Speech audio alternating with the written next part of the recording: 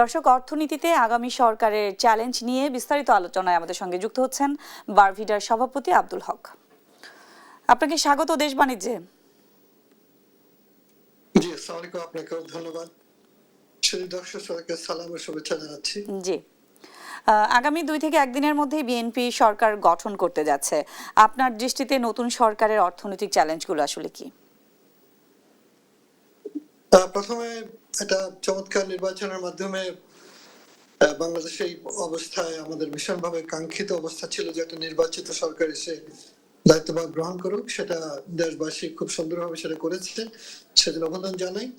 আমার মনে হয় এবং ব্যবসায়ী সমাজ আশা করে যে অর্থনীতির পুনরুদ্ধার স্বাভাবিককরণ হবে সবচেয়ে বড় চ্যালেঞ্জের কাজ এবং সবচেয়ে বেশি অগ্রাধিকারের ভিত্তিতে করা উচিত। বাকি সবগুলোই কিন্তু সরকার পর্যায়ক্রমে করবে, কিন্তু অর্থনীতির চাকা সচল করার জন্য সর্বশক্তি নিয়োগ করেই কিন্তু আগাতে হবে। বন্দর স্বাভাবিকরণ, ব্যবসার সমস্ত বাধা বিপত্তিগুলোকে দূরীকরণ, ব্যবসা সহজীকরণ এবং যেখানে যেখানে ক্ষুদ্র মাঝারি ব্যবসাগুলো ক্ষতিগ্রস্ত হয়েছে, ইন্ডাস্ট্রিগুলো ক্ষতিগ্রস্ত হয়েছে, সবগুলোকে বিশেষ নজর দেওয়া। অন্তর্বর্তীকালীন সরকার অন্তত এই জায়গাটায় খুব ভালো কাজ করছিলেন, বিশেষ করে তারা কিন্তু আপ্রাণ চেষ্টা করেছেন, কিন্তু তারা আইন শৃঙ্খলা বিশেষ করে আবার অনেক ক্ষেত্রে মব কিংবা এইসব নিয়ন্ত্রণ করতে পারেননি বলে, নতুবা তাদের অর্থ উপদেষ্টা অনেক ভালো কাজ করেছেন, বাংলাদেশ ব্যাংক অনেক ভালো কাজ করেছে, যার জন্য আরো যে ভয়ঙ্কর ক্ষতি হতে পারতো তা কিন্তু দেশে সেটা আসলে রোধ করা গেছে কিছুটা। এখন যেহেতু নির্বাচিত সরকার এসেছে, দেশে বিদেশে যে বিনিয়োগকারীরা তাকিয়ে আছে। আমি কিছুদিন আগে জাপানে গিয়েছিলাম। জাপান সরকারের লোকদের সাথে কথা হয়েছে, তারা বলছে যে আমরা ওয়েট করছি একটা নির্বাচিত সরকার আসুক, তাহলে তারা বিনিয়োগ নিয়ে আসবেন। বিনিয়োগের কথাটা যেহেতু এসেছেই, জি জি, আমরা দেখেছি যে অন্তর্বর্তী সরকারের আমলে আসলে অর্থনীতির ক্ষতি কিছুটা হয়তোবা ঠেকানো গেছে, কিন্তু কর্মসংস্থান আসলে তৈরি হয়নি।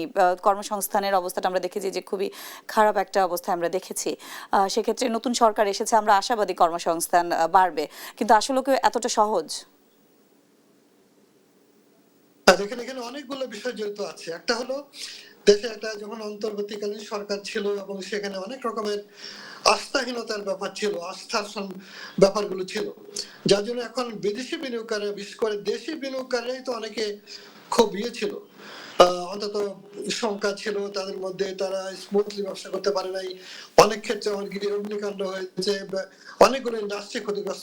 ইন্ডাস্ট্রি জারি হোক, ইন্ডাস্ট্রিগুলি উৎপাদন করে সেটাকে নিশ্চিত করা, এবং আমরা এই 24 জুলাইয়ের আগস্টের কাছ থেকে যা শিখবো তা হলো দেশে একটা নতুন পুঁজির বিন্যাস করা, জাতীয় পুঁজির একটা দর্শন আনা, যে পুঁজি এমন লোকদের হাতে যাবে যারা দেশে অর্থনীতি অবদান রাখবে, এমন কাউকে দেবে না যারা পাচার করবে, যারা জনগণকে দাবিয়ে রেখে জনগণকে ক্ষতিগ্রস্ত করবে, সরকারের সাথে আতাত করে ব্যাংকগুলো দখল করবে এবং সর্বশেষে তারা অর্থনীতিকে ক্ষতিগ্রস্ত করবে, যেটা আমরা নজিরবিহীন ভাবে দেখেছিলাম আমরা বিগত সময়। জি, বন্দর ইস্যুতে আমরা দেখেছি যে কিছুদিন আগেই নির্বাচনের কিছুদিন আগেই নির্বাচনের কিছুদিন আগে আমরা দেখেছি যে বন্দর ইস্যুতে একটা মারাত্মক ভয়াবহ ধরনের একটা অস্থিরতা আসলে তৈরি হয়েছিল।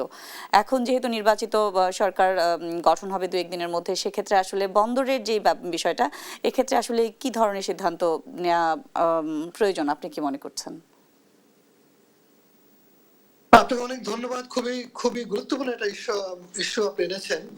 অ্যাকচুয়ালি বন্দরের ব্যাপারটা, এখানে যেসব গ্রে এরিয়া আছে কিংবা ধূসরতা দুর্বলতা গুলো আছে, বন্দর বিশ্বব্যাপী কিন্তু খুব এফিশিয়েন্টলি চালাতে হয়। তো এফিশিয়েন্টলি চালাতে গেলে আমাদের বন্দরের যে দুর্বলতা গুলো, এখানে বিভিন্ন রকমের দলীয় সিন্ডিকেট, চাঁদাবাজি এইসব আছে, যারা আলটিমেটলি কিন্তু আমরা প্রতিযোগিতার পেছনে পড়ে যাচ্ছি। আমি মনে করি নির্বাচিত সরকারের উচিত হবে আন্তর্জাতিক মানের টেন্ডার করে, যদি এখানে কোনো বিষয় থেকে থাকে একদম ইন্টারন্যাশনাল স্ট্যান্ডার্ডের টেন্ডার করে, সেটা যাতে জাতীয় স্বার্থ সর্বাধিকার থাকবে সেই এবং বিষয়টা জাতীয় স্বার্থে সেটা করা উচিত। আমরা ওই দেশীয় স্বার্থের কথা চিন্তা করে কতগুলো কায়েমি স্বার্থের কতগুলো গোষ্ঠীকে এই চাঁদাবাজির সুযোগ দেওয়া কোনো মতে উচিত হবে না। আব্দুল হক, আমরা আবারও আলোচনায় ফিরবো। আন্তর্জাতিক